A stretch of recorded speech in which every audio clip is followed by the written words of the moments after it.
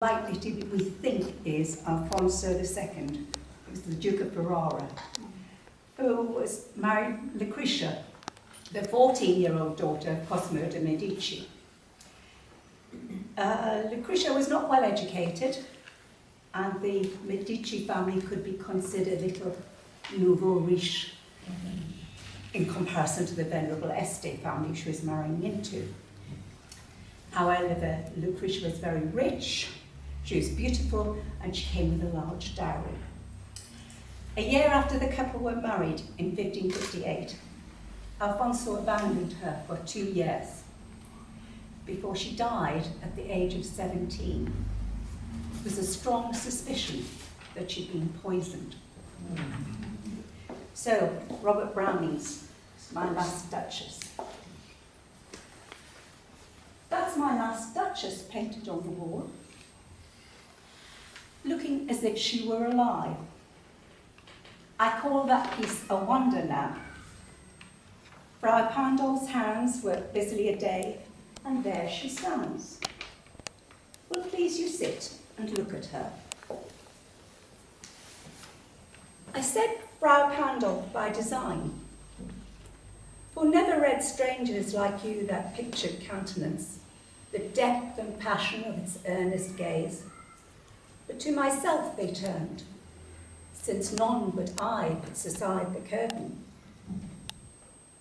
And they seemed as if they would ask me if they durst, how such a glance came there. So not the first are you to turn and ask thus.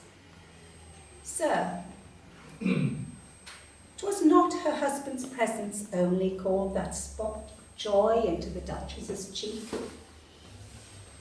Perhaps Frau Pandolf chanced to say, her mantle laps over my lady's wrist too much, or paint must never hope to reproduce the faint half-flush that dies along her throat.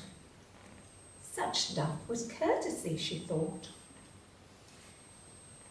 and cause enough for calling up that spot of joy. She had a heart, how can I say, too soon made glad, too easily impressed. She liked whate'er she looked at, and her looks went everywhere. 'Twas all one, my favour at her breast, the dropping of the daylight in the west, the bough of cherries some officious fool broke in the orchard for her, the white moon she rode with around the terrace. All and each would draw from her alike approving speech, or blush at least. She thanked men good, but thanked somehow, I know not how, as if she ranked my gift of a 900-year-old name with anybody's gift.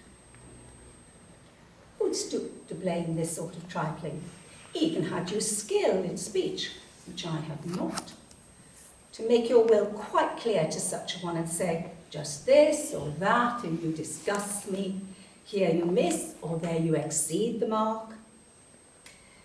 And if she let herself be lessoned so, nor plainly set her wit to yours, forsooth, and made excuse, even then there would be some stooping, and I choose never to stoop.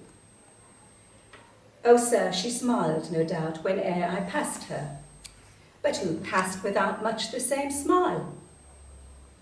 This grew.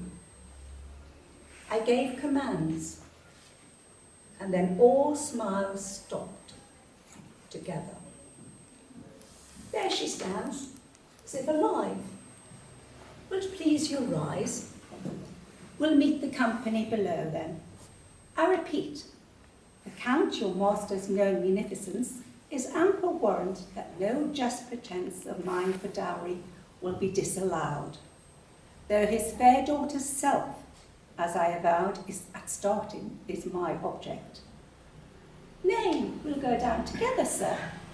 Notice Neptune, though, taming a seahorse, thought a rarity, which Klaus of Innsbruck cast in bronze for me.